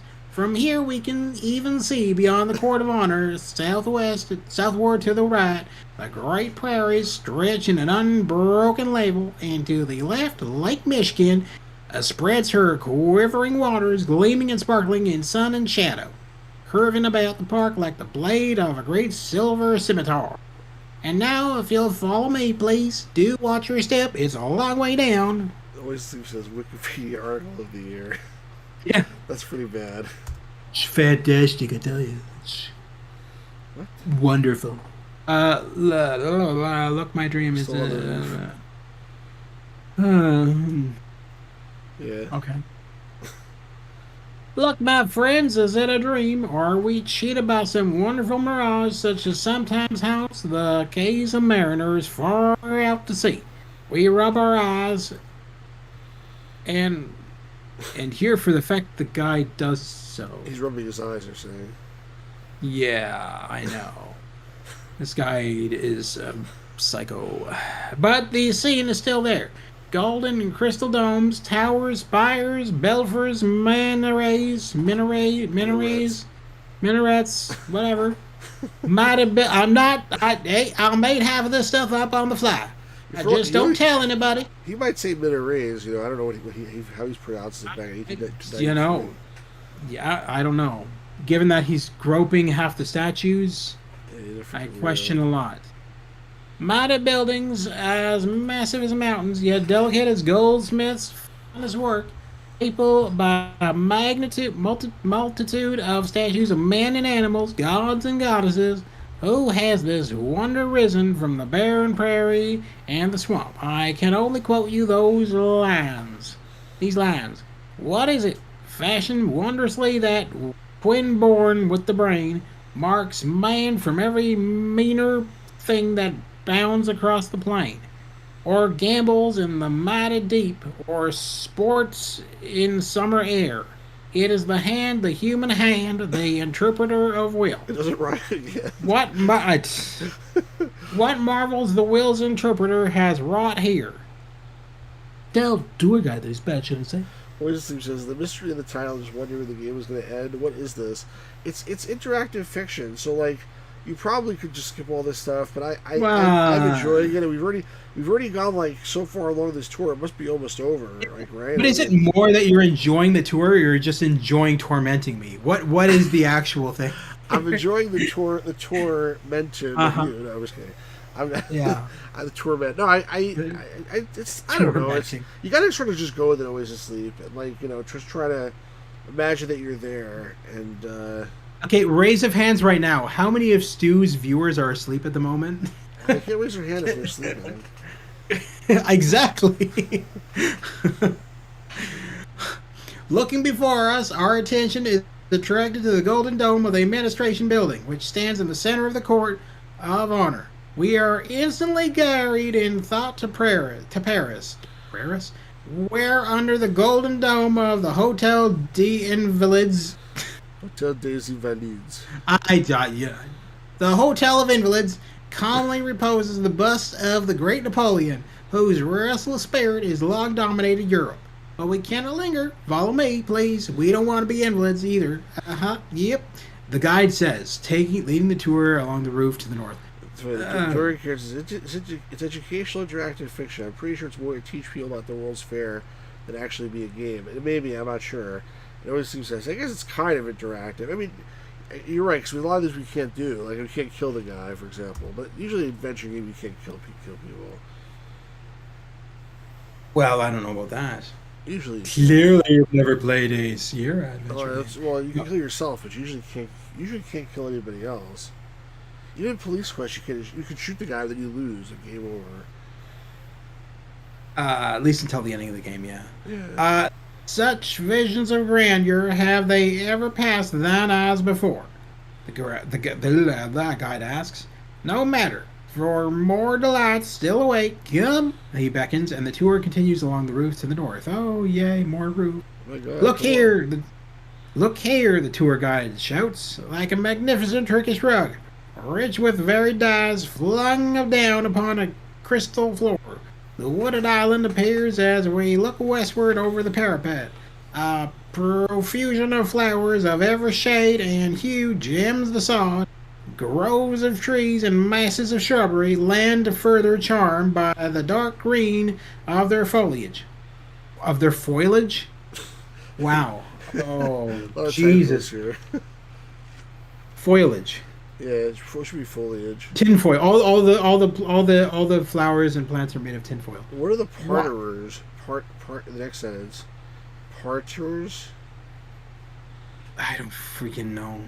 Winding walks curve among the parterres of glowing flowers, and here and there rustic summer houses over which delicate vines train their dainty tendrils and invite to rest in quietude. So is this guy supposed to be like a drunk William Shakespeare? So we're in this building here, this huge building, this one, and we're looking now to this island, the wooded island, or like over here somewhere. But like, is he gonna go back to where we started, which is here, or are we just gonna keep walking? Like does this tour guide have to go back to the origin place? Well, he said it's going to be like a half an hour walk or whatever, so maybe there's going to be another half hour of tour. Well, tour started 41 minutes ago. Yeah. Game of the year. We are going back, it looks like. So, have I already read this before then? You read this before. Oh. Sorry. At the south end of the island, we can see a structure which stands in strange comparison with the buildings of the Court of Honor. It is a plain log cabin of olden times, such as the Western pioneers occupied in the dewy day spring of this nation's history. It seems scarcely possible that the near descendants of these men are the architects and builders of the palaces around us. But such is the fact that rough logs laid one on top of the other, with their rude-hewn ends protruding, the wide log chimneys and the little holes for windows are still familiar objects to many of our older men. And this rude structure will warm their hearts with old-time reminiscence. It's actually it's so interesting if you think about it. It's like Abraham Lincoln, who was killed in like the 1860s. He supposedly grew up in a log cabin. Right, he was born like the beginning of the 1800s or something, and so they're saying it's 1893, and they built all these crazy buildings, but like older people will still remember how they grew up in log cabins, not that long ago. Which is, if you think about it, it's super interesting. I think it's interesting anyway, but more educational than game. Sorry, what? Never mind. Just keep reading. I'm just messing with you. The guide turns back to the group. It's time to come down from our lofty perch and continue our tour on the ground. Follow me, he says, and heads south. There you go. Okay. Many of our presidents were born in log cabins, and proved to be good, brave men. Such was the birthplace of Abraham Lincoln. Even a rude dwelling was his home. And Benjamin Harrison, though of Illinois lineage, first saw the light in a residence very little better, the guide says, and continues to the south.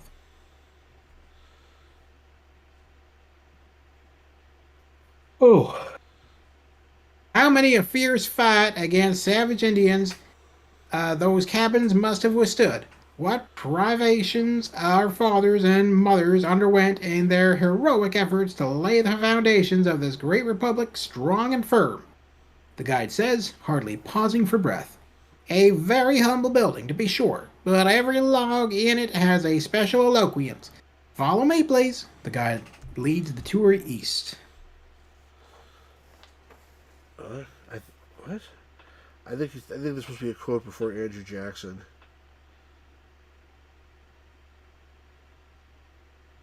I think he's saying that. They just left the quote out. Hang on. I'm still awake. Starting from Andrew Jackson. I'm just making sure that it's actually something he's saying first. I think it is. Okay. Yeah, maybe. Andrew Jackson, Polk, Zachary Taylor, Millard Fillmore, Andrew Johnson, and many eminent men were born in huts. The free life in the open air, the simple food, and simple habits thus engendered made them strong in their country's need. Whittier says in one of his lovely poems, "We thank thee for the strength of the hills, our God, our father's God. Thou hast made us great and mighty by the touch of the mountain salt. And we may say by the life of the log cabin, for from these rugged cradles have risen the great and mighty of our land, who have been our statesmen and rulers." The guide leads the tour group back down the stairs.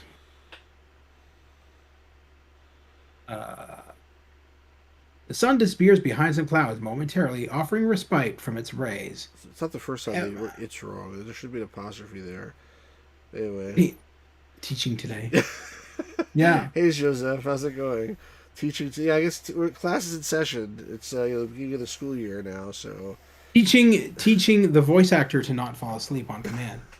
If I could direct your attention now to the horse statues in front of this great building, titled Industry, surely one of the most noticeable of the many on the grounds.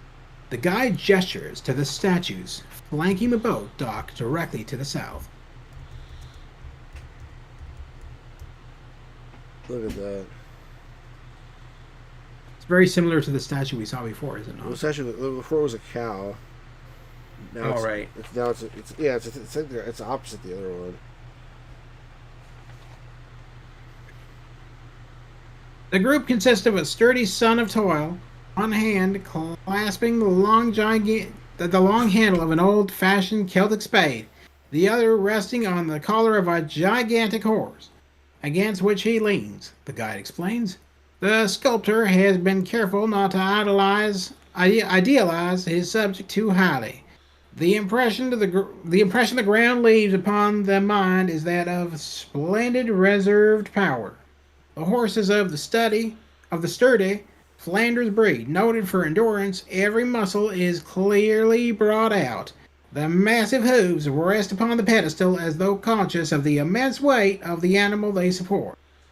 The head shows a slight mixture of blood, somewhat resembling those of the horses seen in the French provinces. The harness is of the simple kind used by plowmen, and the idea of a plow horse is carried out by the skillful bobbing of the tail. Is the tail bobbing? I must have missed that. Oh my god. I don't think we're paying you enough for this, Gamers Ground. You're not paying me at all. That's the problem. That's why we're not paying you enough. That's the problem. We need some money in here, please.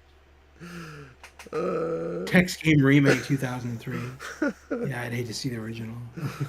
The man leaning against the horse is a splendid what? Yeah, this bullshit. Are we sure that the tour guide is not George Takei? Whatever. The man leaning against the horse is a splendid specimen of the agricultural laborer. The guide continues.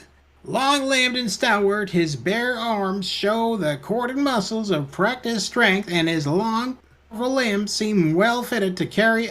Who in their right mind is?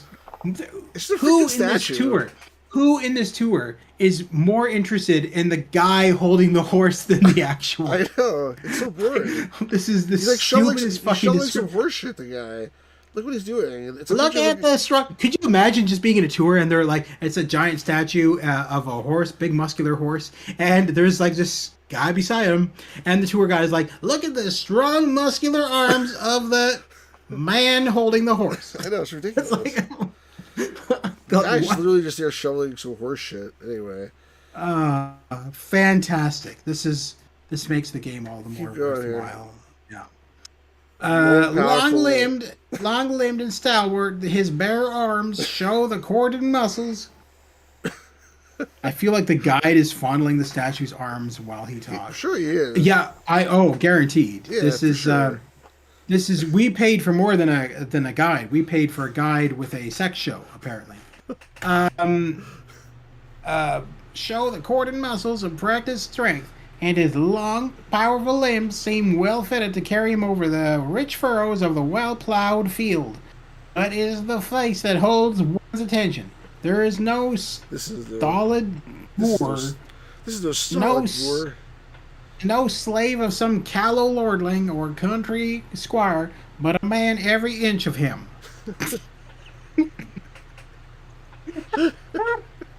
I don't think they know. You know, this is suddenly turning rated X. This is going to be an interesting stream, to say the least. I don't think they mean it that way. The most pornographic. Okay. Are we going to discuss the size of his penis next? Is that what we're going for? Oh, good God.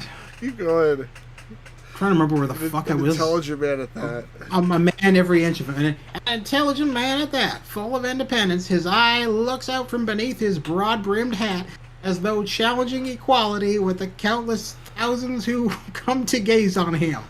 Such a look must have been in the eyes of the men whom Wat Tyler led 80,000 strong to the capture of London when Richard II was king. As they moved along, they sang the quaint doggerel. When Adam delved and Eve span, where was this then the gentleman? What does that even mean? Talk of rigid members coming, yeah. During They all... where else can you get your game for in the 1890s?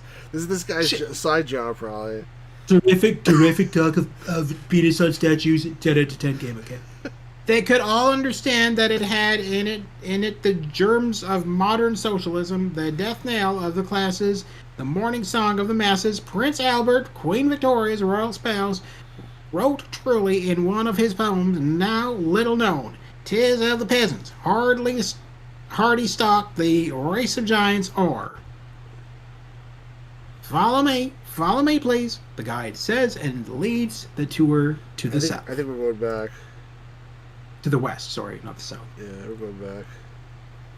And now, the guide continues, if you will follow me, we shall be crossing the North Canal Bridge, so much like its counterpart we crossed such a short while ago on the south side of the basin. He continues to the west. We have one more building to look upon, and then I shall leave you to your own devices. This way, please, the guide says, heading west. Really, thank God. Yeah. Are we gonna straddle the fountain now? Is this? Okay. Here we have another.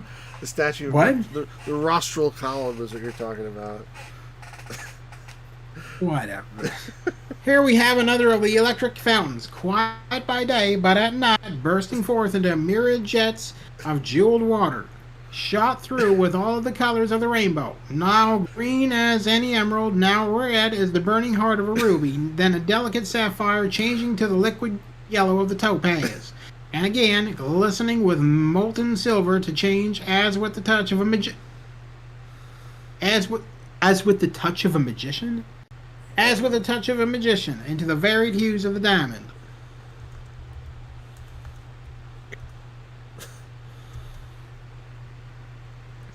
You don't know the word Suda? And now, if you will follow me, we shall look upon the electricity building and marvel. I thought that was the end of the... Oh, good. Bloody Jesus. The last one he said. I thought he said that for the last one. And the guy pauses, he clears his throat. The great electricity building is before us, its numerous towers rising above the corner pavilions and the entrances. 40 years ago, such a building would not have been necessary. Then the telegraph was still young, a giant at play, hardly yet harnessed to the chariot of progress. The electric pulse did not yet beat beneath the broad bosom of the Atlantic, and men would have laughed at the idea that the time would ever come when the submarine cable would divide the world thrice and leave something over for a good start on the fourth. Then cities were lighted with oil lamps or gas of hardly greater brilliancy, and men never dreamed that streets, churches, theaters, offices, hotels, and private houses would be brilliantly lighted by touching a button. A man would have been called crazy who asserted that human speech could be carried 1,000 miles on a wire, and messages in plain tones delivered hundreds of miles.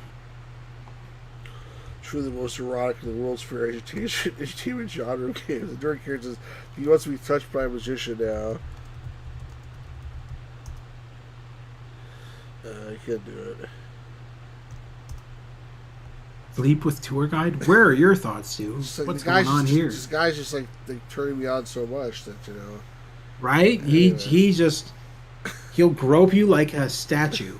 That old world seems very far away now, the guide continues. How bewildered our grandfathers would be if they could rise from their graves and see how business is done now. How cars run without horses, turning as by magic and stopping instantly as at a word of command. How rooms are kept cool by electric fans and servants called by electric bells. How diseases are cured by electricity. And how it is made to do the will of man. Diseases are cured by electricity? Electric shock therapy they're talking about. Oh, I thought the electric chair just shoved them in. That's some way, I guess, to cure it. Yeah. And how it is made to do the will of man in thousands of ways. Our poor ancestors would wish to retire hastily from a world that has gone so far beyond them. Edison, whom we revere as the modern wizard, not received from them the golden medal of well-earned fame, but rather the chill dungeon, or even the fate of the martyr. During here says sex was illegal in the 1890s. Could be. We're still here. You want to do it for you? Give me a break? Yeah, sure. So many thoughts surge into our minds as we gaze on the wonderful building before us. What mysteries it contains. What wonders. It's a Iago from Aladdin. Do the best I can. That's a Iago from Aladdin. I'm just messing with you. What mysteries it contains. What wonders are yet in store for us. Once the lives of men were flat and tame as the prairies we saw from the roof of manufacturers.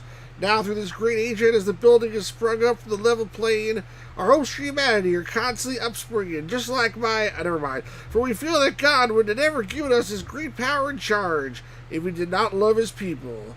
It takes off his hat. And now, if you'll follow me, ladies and gentlemen.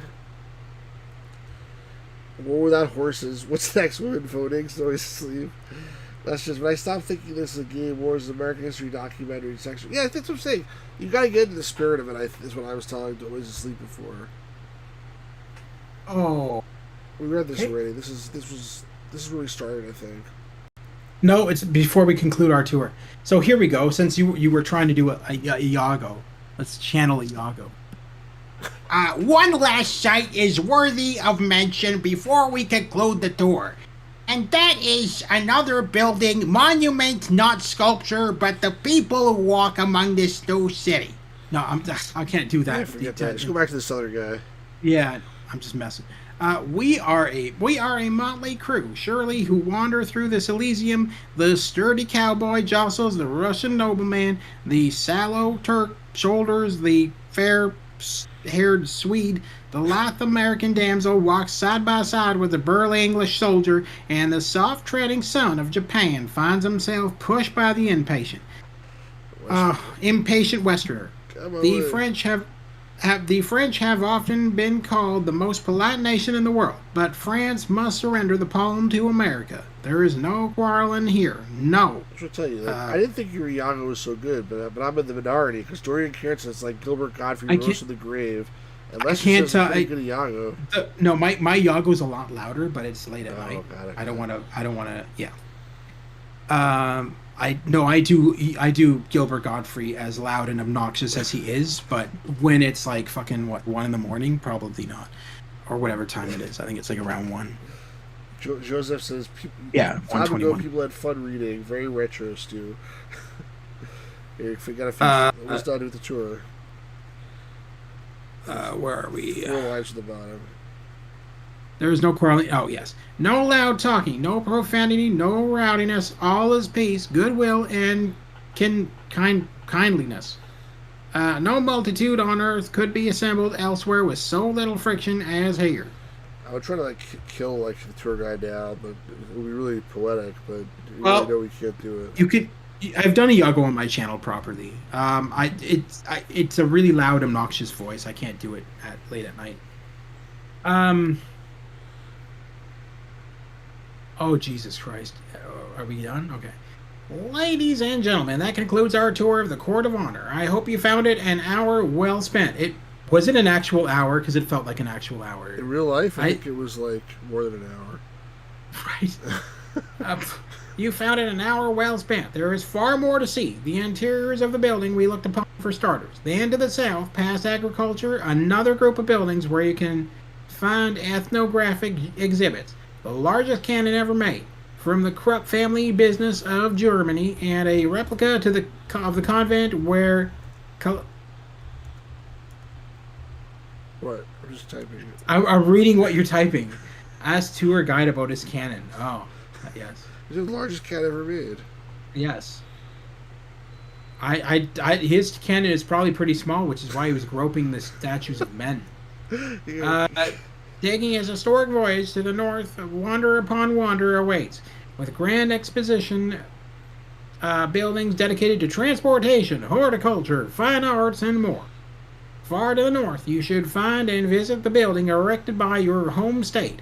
And to the northwest, be sure to walk the Midway Plaisance, which has not inaptly been called a great kindergarten for grown-up people, and where many side shows of the exposition may be seen, some of them more than common excellence, and all of them of refreshing interest as well as instructive to the curious who take delight in strange people and their odd manners and customs. What an asshole. Please save all questions until the end of the tour. Thank you. I purposely asked the questions now. Yeah. Look what happens. Read this. Fire your cannon at me, Guide Senpai. Yes. Read this. Be sure to tell your friends the tour takes place every day right at 11:30 sharp. For a short time, our lives have been bound together by one great interest, by one grand experience. Now we fall apart again. Each becomes an atom in the great world of life. When shall we meet again? Truly, as the Hindu proverb says, like driftwood on a river, we meet, we greet, we sever. I bid you adieu. The tour group applauds and a few cluster around the guide to ask more questions. But he deftly slips away and is gone in an instant. What a prick. I don't think he's a tour guide. I think he's a nutcase. Oh my gosh. Suddenly, the real tour guide comes out, rubbing his head. I tried to arrest that guy, but it didn't let me. Doesn't even know the word arrest, apparently. Oh my gosh. Alright, well, you know what? You guys in the chat, what do you think of this so far? You guys, we'll see. I think I was interested in it when it was about hunting a jewel thief. Now that I've spent 16 hours reading about statues being groped, I feel less enthusiastic about it. Oh my gosh. I feel like there are probably two aspects of the game. One is the aspect we just Oasis Sleep says, "Oh sweet merciful Christ." I feel like that was the educational part of it, and that was that was the tour. There can't be that much talking in the rest of the game. That was the tour that he crafted as an experience for all of us to experience together as a channel. He crafted it all. But now we should get to the actual game. Unfortunately, when I say now, I don't really mean right now, because it's been almost 2 hours. Dorian Karen says, this is interesting, and you guys are great at making fun of it. I'd be keen to see more. Thanks, Dorian. Appreciate that. Yeah, I think I agree. I think it's interesting, and I think, like, we'll learn something a little bit. Maybe just play a little bit more so we can get to an action part or something. I don't know what to do. Like we just... This is the problem. Like, we set up the mystery, right? And then it's like, all right, now go find the diamonds. They suggested we go on the tour, which we did. We have no leads of any kind. So basically, except the only lead we have is that poem, right? The note. Which probably has something to do... Right. It probably has something to do with the statues. Right. If it has to do with something of the thing, like young Dennis likes spelunking, so there's find a cave somewhere. You remember that every tour that he took us on had statues that he was groping. I can guarantee you that every one of those names and stuff has something to do with one of the statues. Yeah, probably, or some other place in the thing that we didn't see. But even on the map, there's like typos. This is Random McNally and Company, like on the map here. Like, look at this. This is like one of those maps that you find, like, you know, old times, like whatever. But look at this here, like what is this? What does this say? You see that? Hang on, I need to switch over to. I can't see your video, so I have I'll to tell switch you, over. it's supposed to say South Pond, but it says Sota Pond. Like they switched out two of the letters. It's like. Soda. Lester says, make sure you think of the endless quest game looks the 80s, 90s. You have to read 3 to 5 pages of full text before making one choice decision. Create other game books when it was a few paragraphs. Yeah. Always, I don't hate it, but I agree with the gamer's ground. I still want to see more. The question is, do you want to see more now, or should we stop? This is a natural stopping point. That's the thing. Because if we want to, I think, you know, again, like, I don't know where the hell this.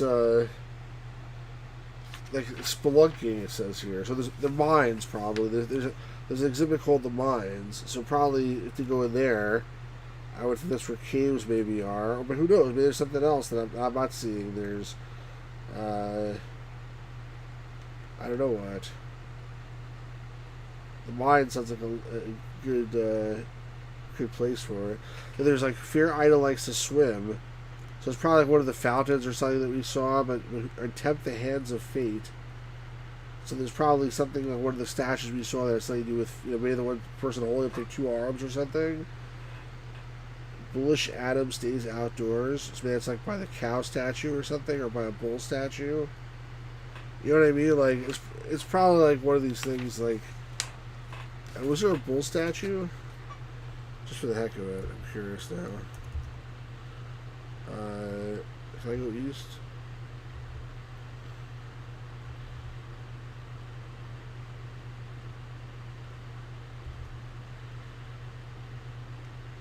let's see, 2 bison.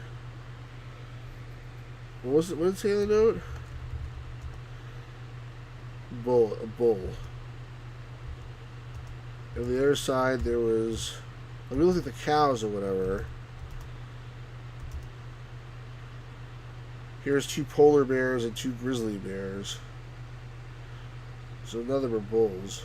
Where's the horse?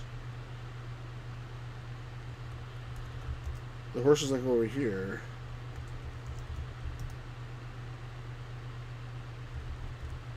I don't know.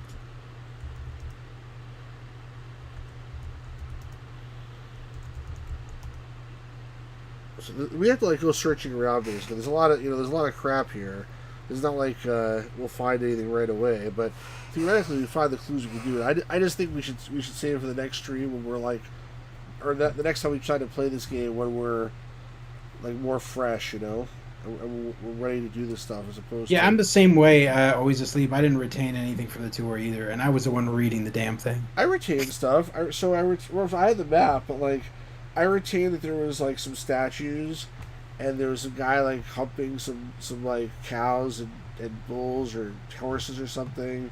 We went on the roof and we saw some log cabins, and inside the log So cabin... hold on. So basically, all that you retained from the immense level of dialogue where he talked about the history of everything, all that you retained from that was a guy grinding up against statues and climbing up onto a roof and looking at shit. And there was in an old log cabin made of earth and wood. There lived a country boy named Johnny Be Good. I remember that part. That wasn't from the game, I don't think. Well, fantastic. We've learned so much here today. Oh, God. Anyway, None of the it's point going to is, help. It's been 2 hours. I think this is a natural stopping point. So I think we're gonna end it here. But I do want to. I think we will try this more as a game next time, and less as a as an interactive tour of the fair. And we'll see how it is. But in the meantime, first of all, thank you very much for being here. And don't leave while I'm thanking you, because people tend to leave. As soon as I say thank you or like we're ending, people are like hanging up the thing. Like, don't leave while I'm saying thank you to you guys. So thank you to Always Asleep, to Lester, to Dorian, to Joseph. Well, some of the people are probably gone already. Suffering was most amusing. To Miami Sunrise, to Pal Puck, to myself. No, I'm just kidding. To who else? Pirate Gamer Boy dropped off early. Pirate Gamer Boy was like, "This is bullshit." He might still be here. I don't know. Who else was here? Hopser Key. Matthew briefly checked in. Hopser Key never stays very long. Johnny Bond was here as well. So thank you everybody who was here. And make sure you hit like. Make sure you subscribe if you're not subscribed. And again, if you're watching this after the fact, let me know what you think. I always get some porn bots who write something like in German about being over 18 or something like that. So we need to like... didn't get any. In my comments, in the comments, there's always these porn bots writing stuff in the comments. Oh, I always delete them. I always have to delete them, right? But like, yeah. It's always a good feeling when you get more legitimate comments than porn bots. So please, if you're watching this after the fact, leave me a comment. Make sure you're subscribed. We'll continue this next time, and hit like or whatever, and share this with your friends. It'd be so funny. We need to get a German porn bot in here that says, "Oh, I love grinding against cow statues too." Enough with the statues.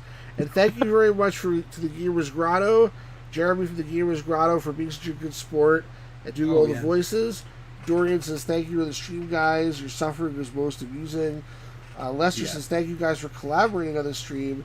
And Always Asleep says take care. But he also says I love porn bots. What a future. I think I prefer the 1893 past better than that future, but I'm not so sure about that actually. Yeah. All right, guys. Thank you so much. Have a great night and peace out, everybody. We'll do this again real soon. Take care, guys. Have a good evening. Peace out. Bye-bye.